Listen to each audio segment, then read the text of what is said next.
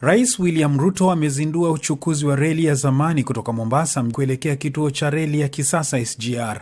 Shirika la reli nchini Kenya limekarabati reli hiyo iliyojengwa wakati wa ukoloni mwaka 1928 kwa takriban shilingi bilioni 4. Kwa miaka mingi reli hiyo imetumika kwa uchukuzi wa makasha kutoka bandarini baada ya usafiri wa abiria kuelekea Nairobi kufutiliwa mbali.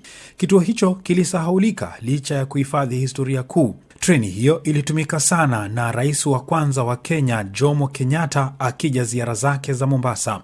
Sasa serikali inazindua tena uchukuzi wa treni hizo kuwasaidia wasafiri kutoka vitongoji mbalimbali vya Mombasa kufika kituo kikuu cha reli SGR kwa haraka na kwa nauli nafuu. Itawagharimu abiria shilingi 50 tu kutoka mjini Mombasa mpaka kituo kikuu cha SGR, na kiwango hicho hicho kurudi ikilinganishwa na shilingi 300 au 800 kwenye teksi. Akizindua usafiri huo, Rais William Ruto amesema hatua hiyo inalenga kupunguza gharama kwa wasafiri wanaotumia SGR kwenda Nairobi, huku ikiongeza usalama wao na kuondoa msongamano wa magari. For the first time since the commissioning of the SGR in 2017, passengers can start their journey in Mombasa town itself, seamlessly connecting to the Madaraka Express and beyond. The rehabilitation of the 13.8-kilometer meter gauge railway from kilometer 0 to Miritini, together with the construction of the 2.8-kilometer link to the SGR, has finally closed a gap that separated the city of Mombasa and rail. Today, that gap is closed forever.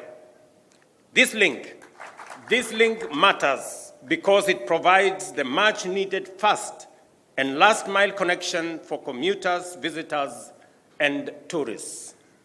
With a daily capacity of up to 5,000 passengers, it will ease pressure on roads and enhance the commuting experience while making the Madaraka Express more accessible and convenient for all.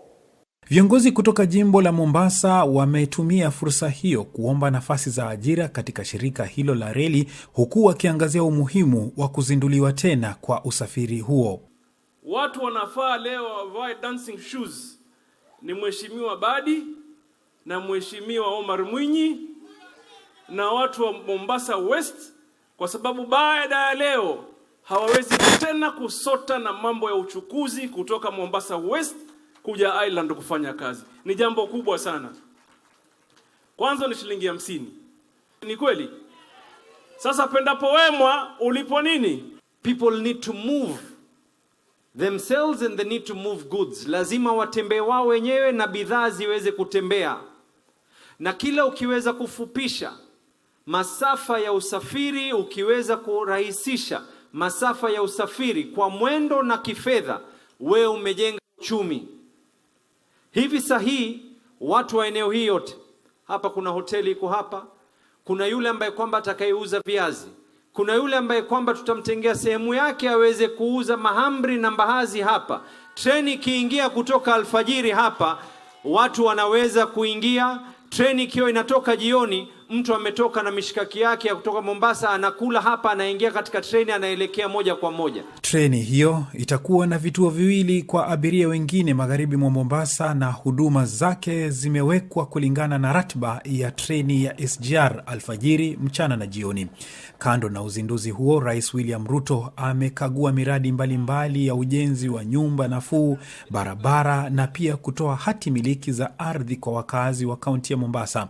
Wakati wa shughuli hizo, rais amesisitiza mafanikio serikali yake imepata katika sekta ya miundo msingi, huduma za bandari, afya, uchumi na mipango ya kukuza ajira. Tuendelee tusiendelee bwana? Mnasema tuendelee tusiendelee? Mnasema tuendelee? Sasa mimi nataka niwaulize, wenye kuamua hatma ya taifa letu la Kenya ni wale ama ni nyinyi? Wenye kuamua hatma ya viongozi wote ni wale ama ni nyinyi? Si nyinyi ndio mtaamua? Wale watu wa one term, sijui Kasongo, sijui Masgo, wataamua wao ama nyinyi ndio mtaamua? Si nyinyi ndio mtaamua? Rais Aliandamana na naibu wake Kithure Kindiki, waziri Hassan Joho na Salim Mvurya, gavana wa Mombasa Abdulswamad Sharif Nassir na wabunge wa jimbo la Mombasa na wengine kutoka pwani. Collins Adede, Coco FM, Mombasa. Coco FM, ladha ya pwani.